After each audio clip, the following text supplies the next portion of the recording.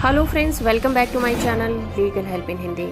Friends, आज की इस वीडियो में हम बात करने वाले हैं किडनैपिंग और अबडक्शन के बारे में, जिसे हम हिंदी में व्यभिचार और अपहरण के नाम से जानते हैं। सुनने में दोनों एक जैसे लगते हैं, लगभग एक जैसे ही होते हैं, मगर फिर भी इनमें क्या डिफरेंस है जानेंगे आज की इस वीडियो में। वीडियो से आखिर तक जुड़े रहिए। वीडियो इन्फॉर्मेशन अच्छी लगे तो आप इस वीडियो को लाइक, शेयर और चैनल को सब्सक्राइब करना बिल्कुल मत भूलिएगा। महिलाओं और बच्चों का अपहरण और व्यभिचार एक सामान्य सी बात हो गई है, जहां पर महिलाओं की अबडक्शन जनरली मैरिज करने के लिए या फिर सेक्स के लिए या दास्ता के लिए की जाती है। वहीं पर बच्चों की किडनैपिंग जनरली भीख मंगवाने के लिए या फिर गलत कामों में इस्तेमाल करने के लिए बच्चों की किडनैपिंग को किया जाता है।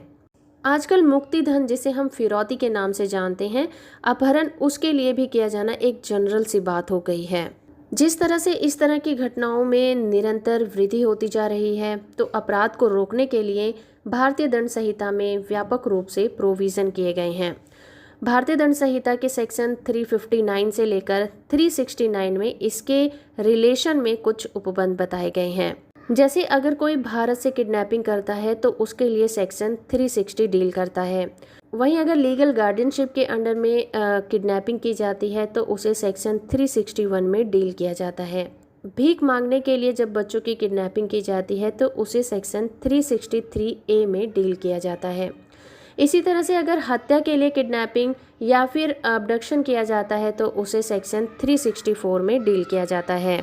लेकिन अगर फिरौती करने के लिए किसी की किडनैपिंग की जाती है तो उसे सेक्शन 364A में डील किया जाता है। किसी को कैद करने के लिए किडनैपिंग की जाती है तो उसे 365 में डील किया जाता है। मैरिज करने के लिए या फिर सेक्स के लिए किसी का अबडक्शन या किडनैपिंग की जाती है तो उसे सेक्शन 366 में डील किया जाता है। इसी तरह से नुकसान पहुंचाने के लिए, दास बनाने के लिए किडनैपिंग या फिर अबडक्शन किया जाता है तो उसे सेक्शन 367 में डील किया जाता है।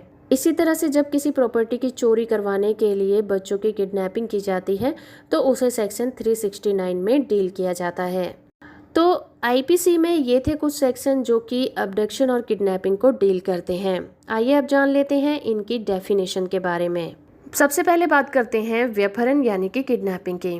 भारतीय दंड संहिता में किडनैपिंग के बारे में कोई भी डेफिनेशन नहीं दी गई है, लेकिन सेक्शन 359 में ये कहा गया है कि किडनैपिंग दो तरह की होती है।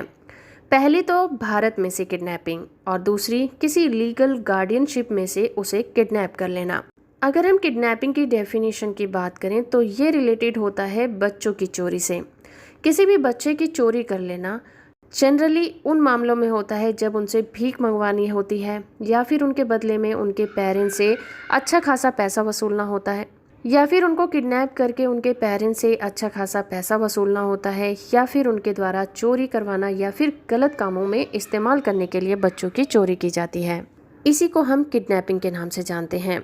अब बात करते हैं अपहरण की यानी कि अबडक्शन की। अपहरण की डेफिनेशन भारतीय दंड संहिता की धारा 362 में दी गई है।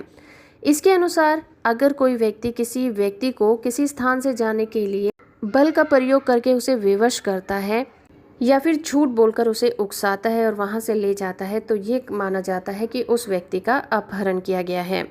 इस तरह से अपहरण भी दो तरह के होते हैं। पहला तो ये कि किसी व्यक्ति को एक स्थान से दूसरे स्थान पर ले जाने के लिए मजबूर करना, और दूसरा ये कि उस व्यक्ति को एक स्थान से दूसरे स्थान पर ले जाने के लिए बल का प्रयोग करना। इससे रिलेटेड अगर केस के बारे में बात करें तो झापसा कबाड़ी वर्सेस स्टेट ऑफ बिहार के केस में सुप्रीम कोर्ट के द्वारा ये निर्धारित किया गया कि जहां पर 3 साल के बच्चों को उनकी मां की गोद से अपहरण कर लिया गया हो, वहां पर दो सिद्धि के लिए केवल मां का एविडेंस होना ही काफी होता है। तो चलिए अब बात करते हैं अबडक्शन और किडनैपिंग में क्या डिफरेंस होता है। पहला डिफरेंस तो ये कि अपहरण किसी भी आयु के व्यक्ति का किया जा सकता है, जबकि किडनैपिंग केवल अवयस्क विकृत व्यक्ति का ही किया जा सकता है, यानी कि बच्चों का या फिर अनसाउंड माइंड व्यक्ति का ही किया जा सकता है। तो ऐसा माइनर व्यक्ति अगर 16 साल से कम आयु का है और अगर वो महिला है तो 18 साल से कम आयु का होना चाहिए।